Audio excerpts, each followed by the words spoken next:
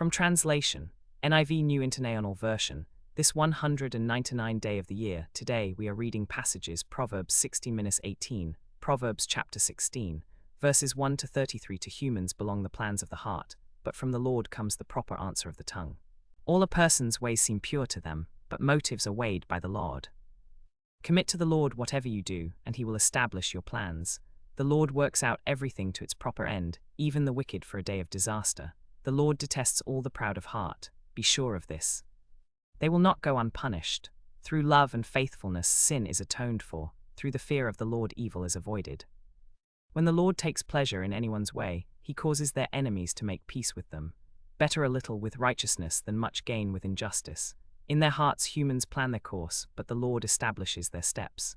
The lips of a king speak as an oracle, and his mouth does not betray justice. Honest scales and balances belong to the Lord. All the weights in the bag are of his making. Kings detest wrongdoing, for a throne is established through righteousness. Kings take pleasure in honest lips, they value the one who speaks what is right.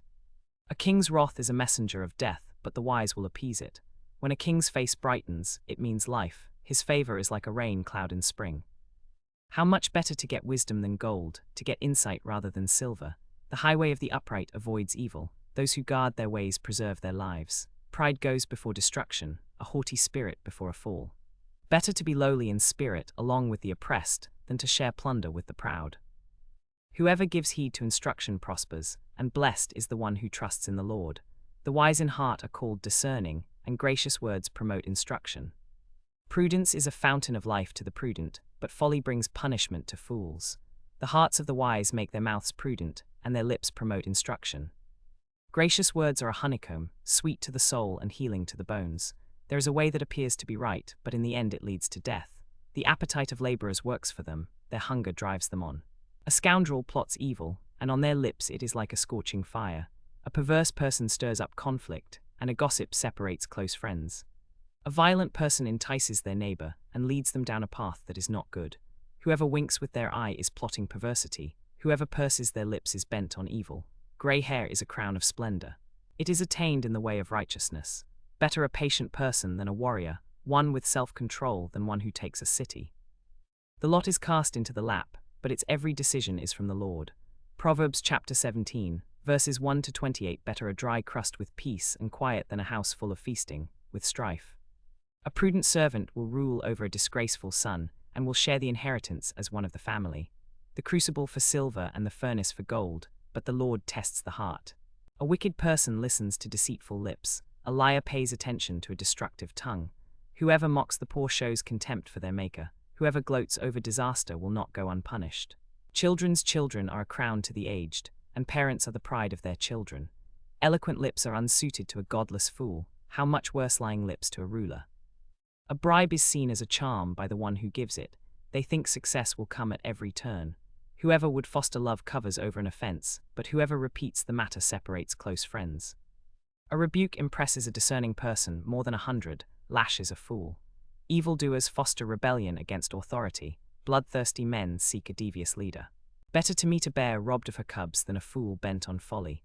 If anyone returns evil for good, evil will never leave their house. Starting a quarrel is like breaching a dam, so drop the matter before a dispute breaks out. Acquitting the guilty and condemning the innocent, the Lord detests them both. Why should fools have money in hand to buy wisdom, when they are not able to understand it? A friend loves at all times, and a brother is born for a time of adversity. One who has no sense shakes hands in pledge and puts up security for a neighbor. Whoever loves a quarrel loves sin. Whoever builds a high gate invites destruction. One whose heart is corrupt does not prosper. One whose tongue is perverse falls into trouble. To have a fool for a child brings grief. There is no joy for the parent of a godless fool. A cheerful heart is good medicine, but a crushed spirit dries up the bones. The wicked accept bribes in secret to pervert the course of justice. A discerning person keeps wisdom in view, but a fool's eyes wander to the ends of the earth. A foolish son brings grief to his father, and bitterness to the mother who bore him. It is not good to punish an innocent person, or to flog officials for their integrity. The one who has knowledge uses words with restraint, and whoever has understanding is even-tempered. Even fools are thought wise if they keep silent, and discerning if they hold their tongues.